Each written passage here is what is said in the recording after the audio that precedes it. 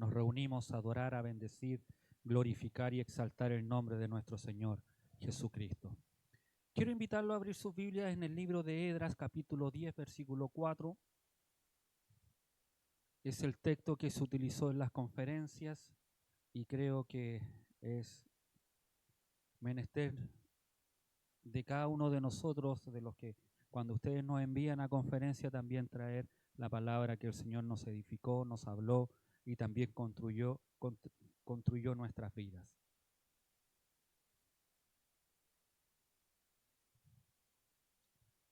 Y si hay algo que debemos tener en este día es convicción y propósito, como era el lema de nuestra conferencia, y creo que es lo que nosotros debemos tener aún más arraigado en nuestros corazones, aún en la sociedad que vivimos, que pasamos, es convicción del Dios que creemos, es convicción del Dios que servimos, es convicción del Dios en el cual cada día nos rendimos nuestras vidas hacia Él.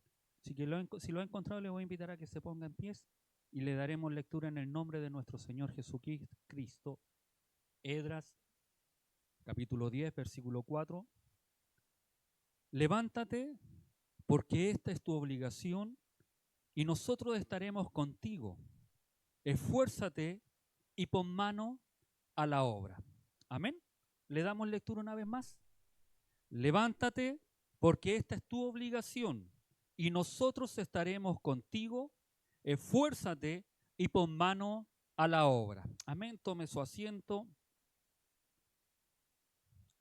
Este pasaje que hemos leído se encuentra al finalizar el capítulo o el libro de Esdras, y aunque la mayor parte del libro tiene relación con lo que sucedió en el pueblo de Israel cuando ellos fueron tomados cautivos, luego fueron liberados, un gran grupo, aproximadamente entre 45.000 personas, entre 42 a 45.000 personas volvieron a Jerusalén a reconstruir el templo, a reconstruir lo que estaba botado. Se piensa y se dice que los habitantes que estaban en esa oportunidad ahí en Jerusalén no eran muchos, ya que no nos olvidemos que cuando Nabucodonosor se llevó cautivo al pueblo de Israel, hizo 3 deportaciones y en la última arrasó con todo. Solamente se dice, la historia nos cuenta que dejó solamente a los ancianos y a los enfermos, a los que no podían trabajar, y ellos quedaron ahí. Entonces se piensa que en ese momento, en ese tiempo, hubo una gran hambruna en ese lugar donde tampoco se podían valer por ellos mismos. Entonces cuando vuelven, es en la primera ida hacia Jerusalén, después de 70 años, cuando Ciro da el edicto y dice, y lo más maravilloso de esto, que Dios pone, la Escritura dice que Dios puso en Ciro el que levantara hombres e hiciera un llamado a los sacerdotes, a quienes estuvieran, para ir a reconstruir el templo de Dios. Dice la Escritura que Ciro les dio la orden de que pidieran oro, pidieran plata, más aún todos los utensilios que Nabucodonosor había tomado fueron entregados a estos hombres para ir a reconstruir el templo. Pero llega el momento en que el templo están trabajando en lo mejor, y se levantaron algunas voces y dijeron, no conviene que se levanten porque este es un pueblo rebelde. Para los babilonios, y en la historia, es más, manda a que lean la historia, manda a que lean los libros, porque ahí se van a darse cuenta.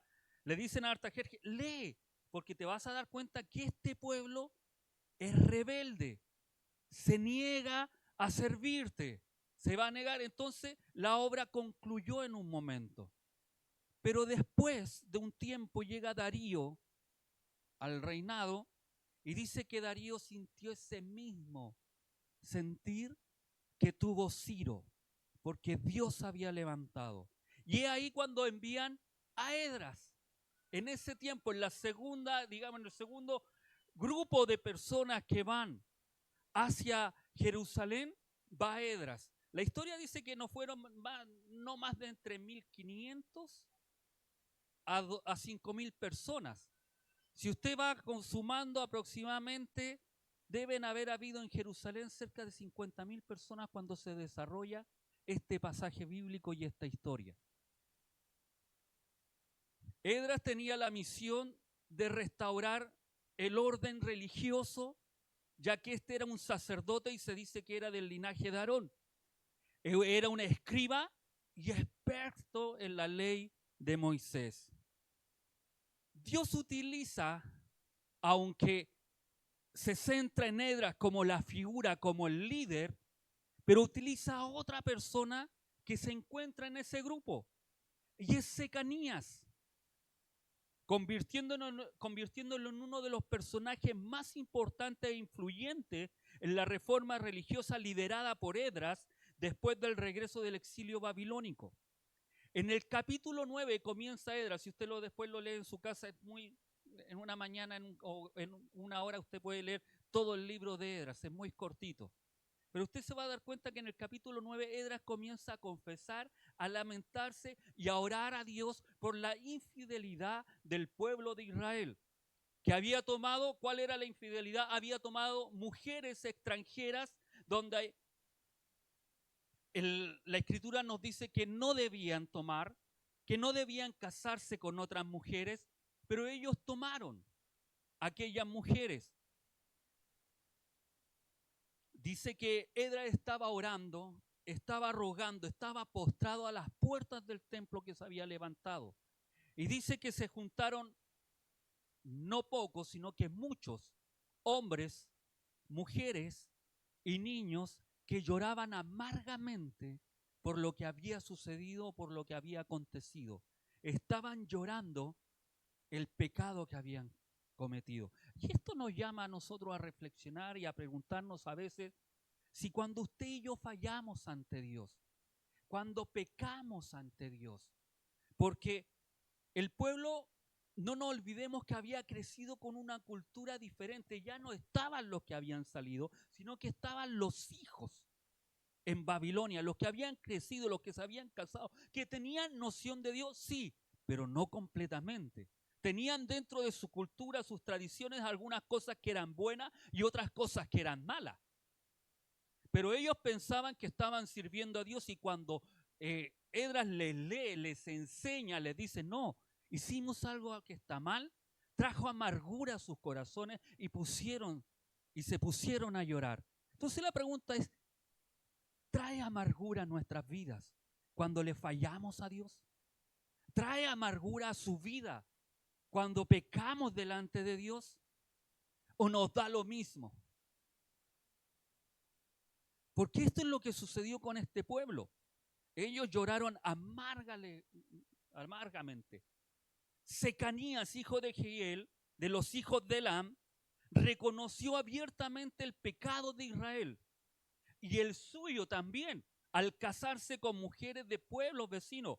Es decir, no es que él estaba exento de esto, sino que al contrario, también se había casado.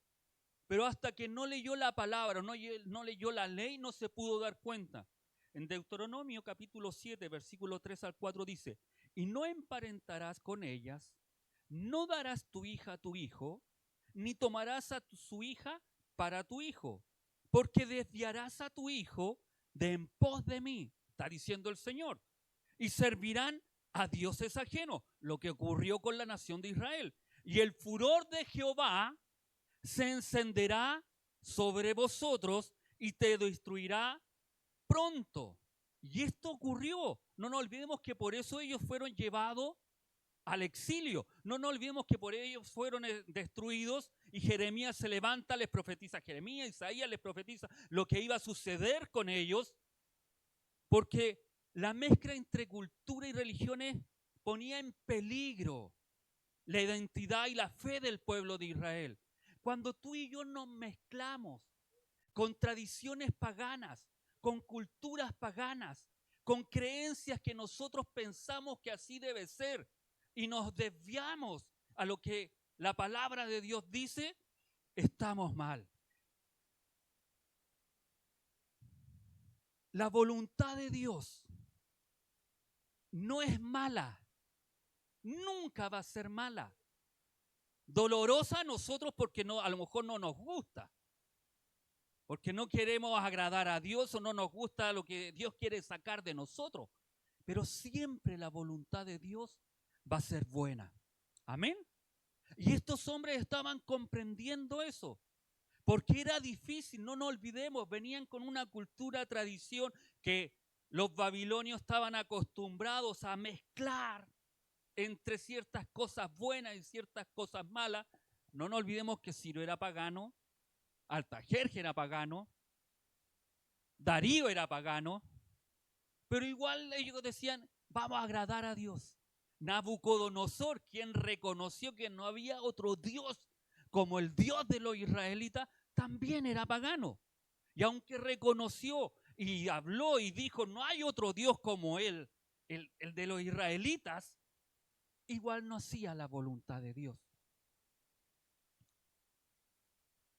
A pesar de la gravedad del pecado y la falta ante Dios que Secanías había reconocido que los hijos de Israel habían hecho, expresó que todavía había esperanza. Esdras 10:2. Y propone hacer un pacto con Dios que implicaría despedir a todas las mujeres extranjeras y a sus hijos, de acuerdo con el consejo de Esdras y de aquellos que temían al mandamiento de Dios y la ley. La cosa no era fácil.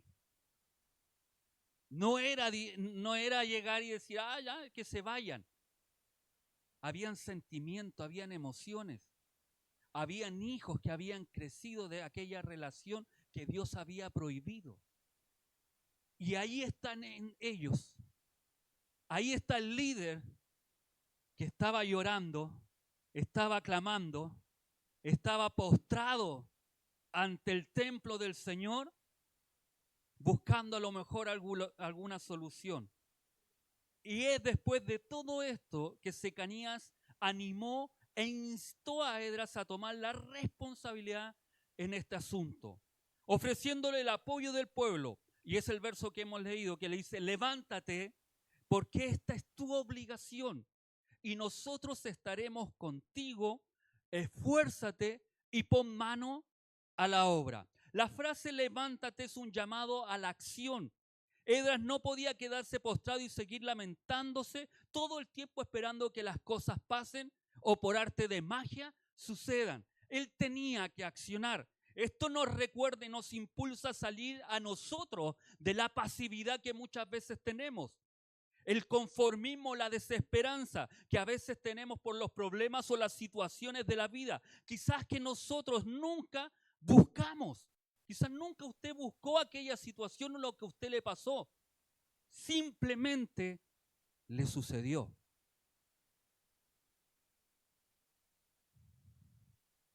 Si hay algo que usted y yo debemos tener claro, es que hay circunstancias que se están viviendo y ustedes están viviendo y nosotros estamos viviendo. Pero depende de cada uno de nosotros que esto cambie. No porque esto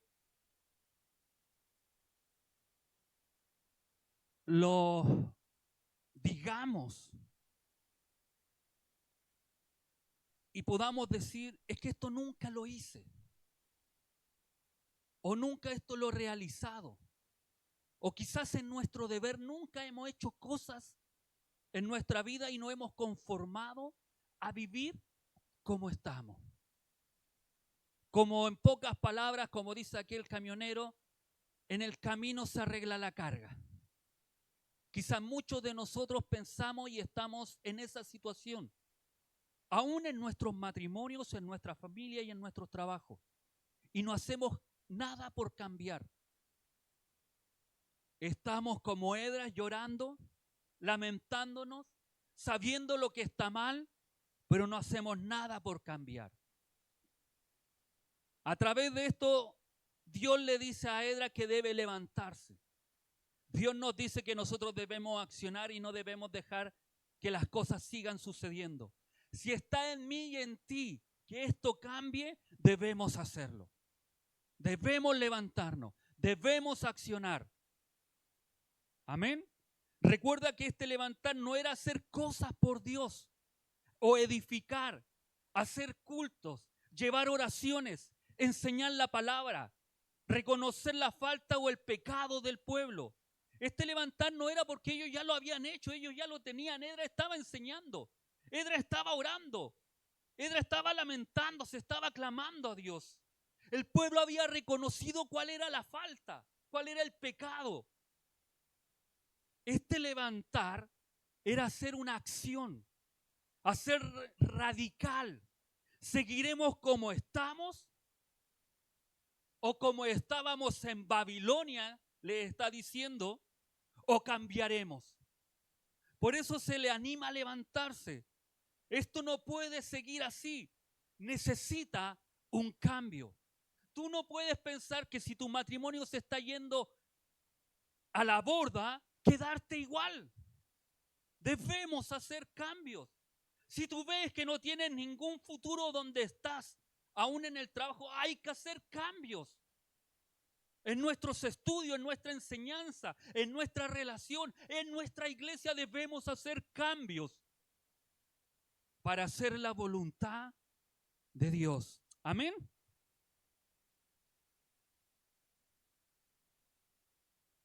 Secanías le dice, levántate. Y después le agrega algo más, porque esta es tu obligación. Él tiene una responsabilidad y debe asumirla de manera activa. Como líder espiritual, Esdras tiene la responsabilidad de abordar este pecado y guiar al pueblo hacia la rectitud. Así como Esdras tenía la obligación de abordar el pecado del pueblo, cada uno de nosotros tenemos la responsabilidad en diferentes áreas de nuestra vida, ya que somos conocedores de la Escritura. Cada uno tiene su responsabilidad. Es que usted me puede decir, pero es que yo no soy el pastor.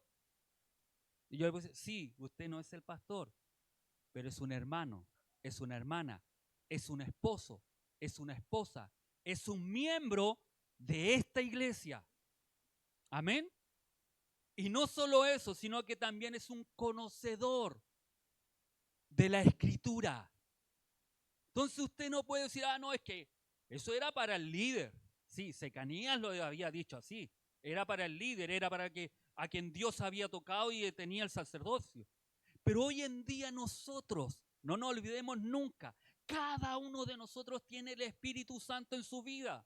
Cada uno tiene la presencia de Dios y cargamos la presencia de Dios en nuestras vidas. Y estamos llamados, indicados a llevar la verdad. Por eso el levantarse no es solo al líder, sino es a cada uno de nosotros, ya sea en su vida personal, con el crecimiento espiritual, con su integridad, con su sabiduría, con su humildad. Debemos vivir de acuerdo a nuestra fe y compartir esta fe a otros. Entonces esto no es solo para el pastor. No. Y menos para el pastor que se llame Esdras. Es para cada uno de nosotros. Es nuestra responsabilidad, es su responsabilidad tener un crecimiento espiritual. Que usted tenga un problema con un hermano, que usted tenga un problema con el pastor, con los líderes de la iglesia, eso no debe impedir su relación o mi relación con Dios. Independiente de los problemas que yo pueda tener, mi relación con Dios no puede menguar. Al contrario, cada vez más debo buscar de este Dios glorioso. Es el único que me va a ayudar, es el único que me va a confortar, es el único que me va a fortalecer, es el único que estará conmigo en los momentos más difíciles. Aunque todos me abandonen, Dios siempre estará con nosotros. Y esa es la convicción que usted y yo debemos tener. Nunca un problema o una dificultad debe influenciar para yo abandonar mi relación con Dios. Al contrario, cuanto más problemas, cuanto más dificultades usted y yo podamos tener, es cuando más debo abrazar, estar en comunión, en esa intimidad con este Dios maravilloso, en esa relación que Dios quiere que usted y yo tengamos.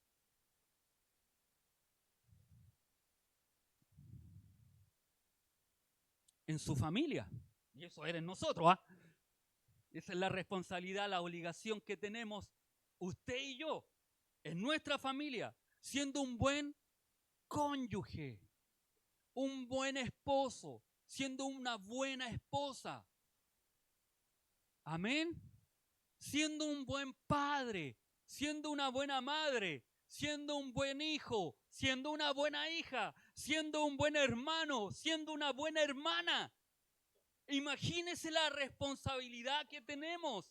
Por eso debemos levantarnos. Queremos construir matrimonio, queremos construir familias felices, familias que estén alineadas en la palabra del Señor. Tengo que levantarme. Si antes no lo hice, ahora el Señor nos llama a que nos levantemos. Porque hemos pecado.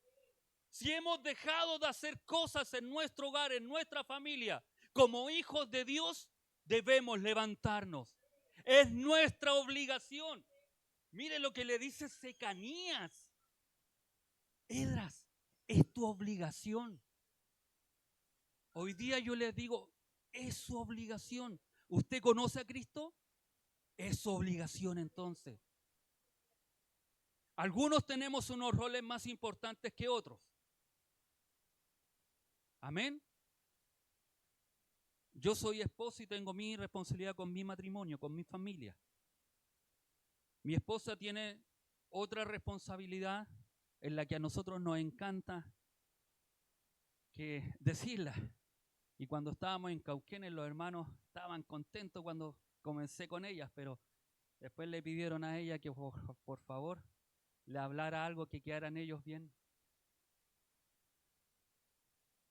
parados. Pero es nuestra responsabilidad. A veces creemos que por venir a la iglesia, estar acá, hacer lo que hacemos, cantar, adorar, glorificar, estar en el coro, tocar el saxo.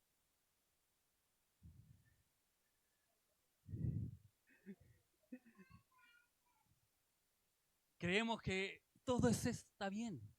No. Si tocas el saxo y lo haces bien, lo haces para glorificar el nombre del Señor, pero el Señor te va a pedir cuenta por tu esposa.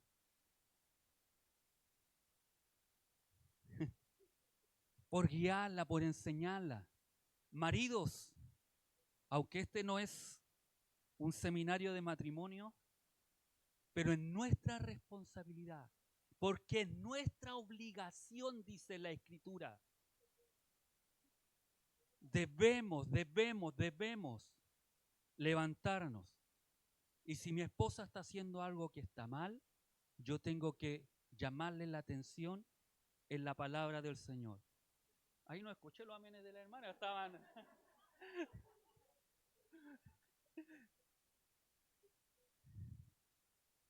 Es nuestra obligación. Es nuestra obligación. Y esto es maravilloso porque si lo viéramos de esta forma, Dios nos está haciendo un llamado a levantarnos, a que si estamos viendo que algo está mal, corregirlo, enmendarlo, sacar de aquel error. Amén. En lugar de ignorar los problemas o esperar que otros los resuelvan, este versículo nos lleva a reconocer nuestras propias obligaciones y a tomar la iniciativa. Y lo más maravilloso, que Secanías no le dijo solamente porque a veces uno dice, no, si esto es lo que tienes que hacer, esto está aquí ya, como a veces nosotros decimos, sino que Secanías le dice algo más, y nosotros estaremos contigo. Secanías y el pueblo prometen su apoyo y colaboración para resolver este problema. Esto es una señal de solidaridad y amistad, algo que todos necesitamos en momentos de dificultad. Lo que el pueblo hizo y el pacto con Dios. ¿Sabe lo que sucedió después de esto? Después de que usted ve este capítulo o este versículo 4 que hemos leído, dice que Esdras tomó a bien la palabra de Secanías, pactaron una fecha, hicieron un llamado a todo el pueblo y todo el pueblo acudió a ese llamado. Y decían, vamos a hacer lo que tú nos digas, Esdras.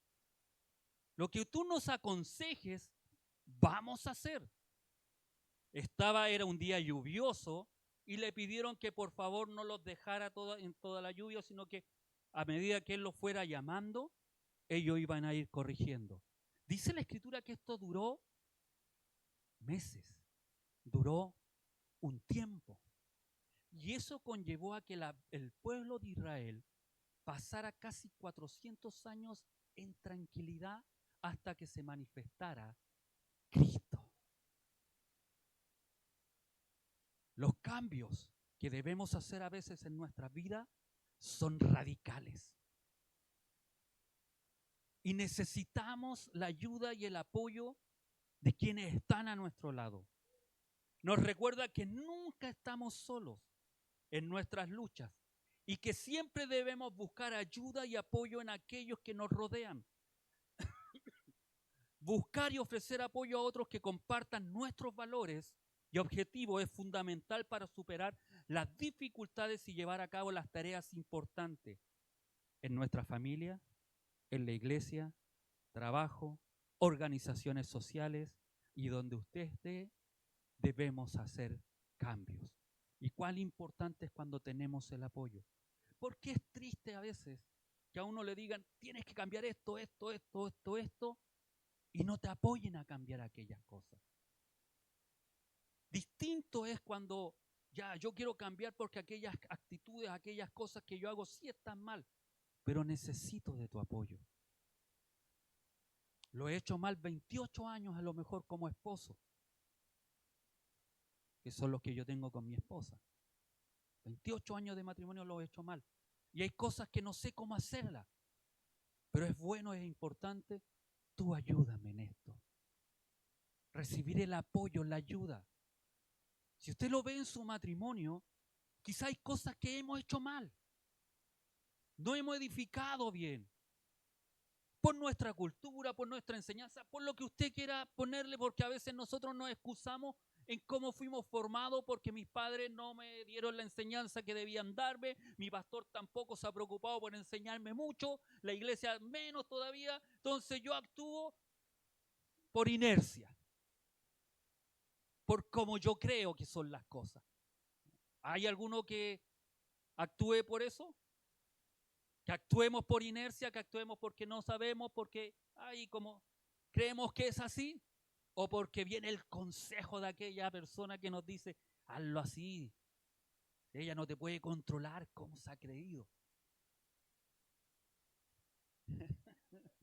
Dijo amén.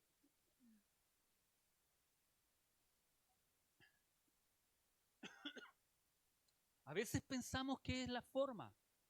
Por eso necesitamos el apoyo, el consejo de quienes nos puedan ayudar y poder cambiar, poder reestructurar, podernos levantar, como dice la Escritura, y cambiar aquellas cosas que debemos cambiar.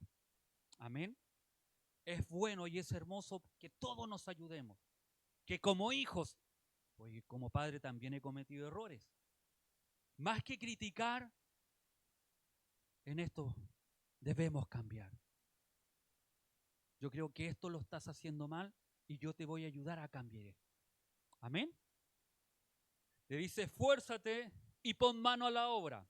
Anima a Edra a ser valiente y a tomar medidas concretas para corregir la situación. No solo a hablar o lamentarse de los problemas, que la buena voluntad y las intenciones no son suficientes. ¿Cuántas veces usted y yo hemos tenido muy buenas intenciones? Solucionamos todo, hasta la corporación a veces la solucionamos en conversaciones. Tenemos muy buenas intenciones, pero no son suficientes. Se requiere esfuerzo diligente y acción concreta para lograr un cambio significativo.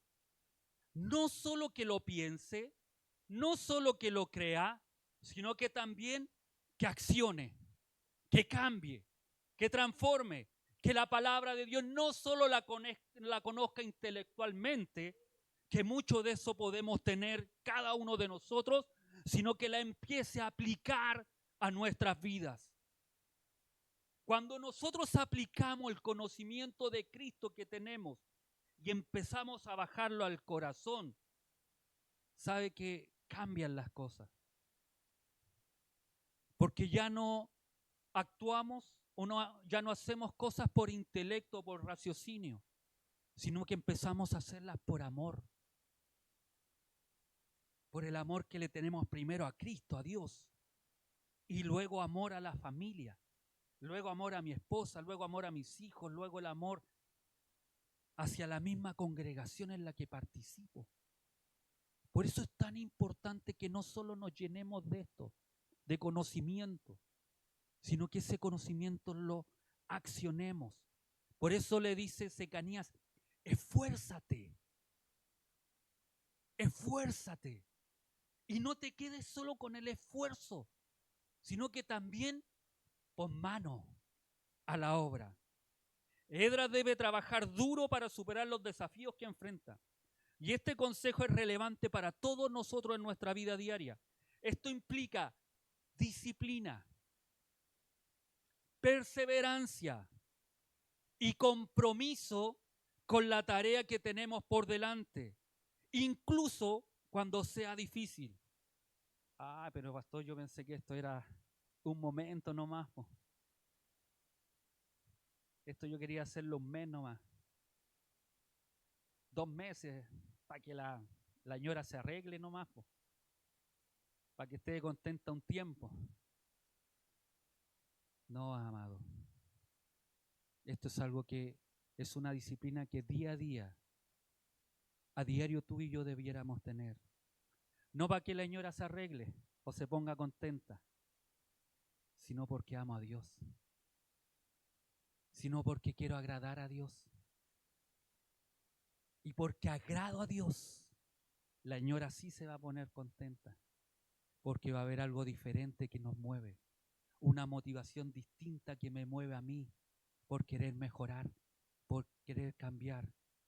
No sé cómo hacerlo, sí, yo estoy en la misma disyuntiva que usted a lo mejor. ¿Cómo lo hago, pastor?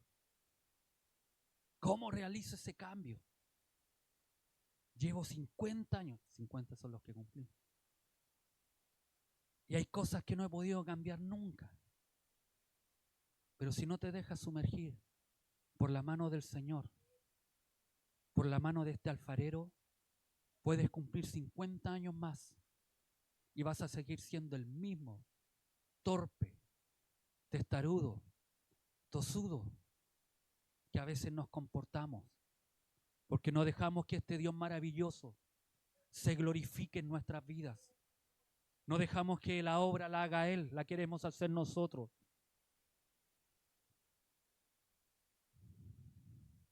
Para finalizar esta porción de la Escritura,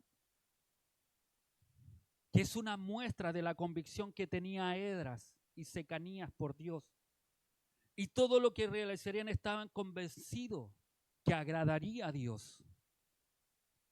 Hoy en día tú y yo debemos tomar decisiones que si lo hacemos en forma personal, durarán un tiempo, unos meses y quizás unos años. Pero si lo hacemos en Cristo, esto durará toda la vida hasta que Cristo venga. Cambiará nuestra perspectiva de ver las cosas. Debemos pensar como Cristo y hacer lo posible por hacer lo que Él nos pide. Esdras fue el líder llamado a guiar al pueblo de Israel en un momento crucial de restauración y arrepentimiento, donde la determinación a realizarlos llevaría a hacer la voluntad de Dios. De igual forma, Cristo vino a restaurar la relación entre Dios y los hombres, rota por nuestro pecado. Al igual que en ese tiempo, la relación estaba rota, habían rompido, habían pecado, habían fallado, se habían casado con mujeres que no debían casarse y terminaron haciendo ídolos que no debían hacer. Pero Esdras se levanta y les hace un llamado. Cristo se levanta y nos hace un llamado a restaurar aquella relación con Dios.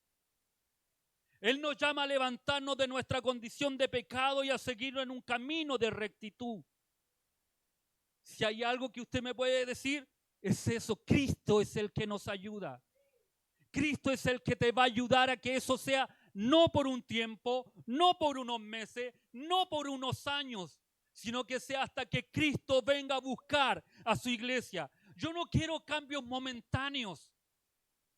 Yo realmente quiero que Dios cambie mi vida para agradarle a Él. Y eso solamente lo puede hacer Cristo. El mundo ha querido hacer cosas y esta historia quedaría en algo moral que el hombre pudiera hacer. Pero todo se termina, todo es momentáneo cuando es por nuestra voluntad. Solamente las cosas donde está Dios, donde está Cristo, son las que permanecen para siempre. Por eso es imperioso. ¿Cuánto de Cristo tenemos en nuestras vidas? ¿Cuánto dejo a Cristo que toque en este corazón? ¿Cuánta radicalidad ocupo de que Cristo saque aquellas cosas que impiden que Él se glorifique en mi vida? ¿O estamos jugando con el pecado? ¿O estamos jugando con aquello regalón que tenemos? El llamado que hacía en ese tiempo era levantarse. El llamado que Cristo nos hace es a levantarnos. Pero no de la flojera espiritual que a lo mejor a muchas personas podrían decir, sino de levantarnos y dejar el pecado que nos asedia, dice la Escritura, que está ahí y que a veces no queremos dejar. Cristo nos llama a dejar ese pecado. Y así como Edra iba a reconciliar a ese pueblo con Dios, Cristo nos reconcilia con Él. Cristo nos reconcilia, Él vino a reconciliar a la humanidad. Amén. La restauración del pueblo de Israel era una obligación importante que debían realizar para que no volvieran a pasar lo que había ocurrido en tiempo atrás. Nuestra restauración espiritual a través de Cristo es una obligación aún mayor y ¿sabe lo maravilloso?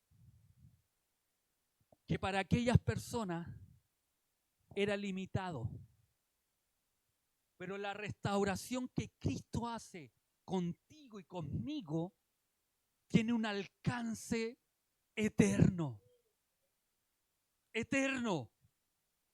Aunque yo muera, yo voy a estar en la eternidad.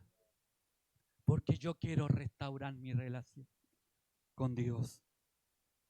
La frase "fuérzate y pon mano a la obra", Edras tenía que actuar para llevar al pueblo a una relación con Dios. No sería fácil. Ya vimos lo que debía hacer. Radical. Separar. Que se vayan las mujeres extranjeras. Que se vayan las incircuncisas, como algunos dirían por ahí. Pero eso no iba a ser fácil. No nos olvidemos que estuvieron 70 años cautivos en Babilonia. Crecieron con una cultura, una tradición totalmente diferente. Pero a pesar de eso, ellos lo hicieron. ¿Qué es lo que tenemos que dejar? ¿Qué es lo que tiene que dejar usted? ¿En qué tiene que ser radical para el servicio del Señor? Como nos muestra la Escritura en la vida de Jesús, Él se esforzó enfrentando oposición, sufrimiento y finalmente la muerte en la cruz para llevar a cabo la obra de redención que el Padre le había encomendado, siendo el acto supremo de amor y sacrificio por la humanidad.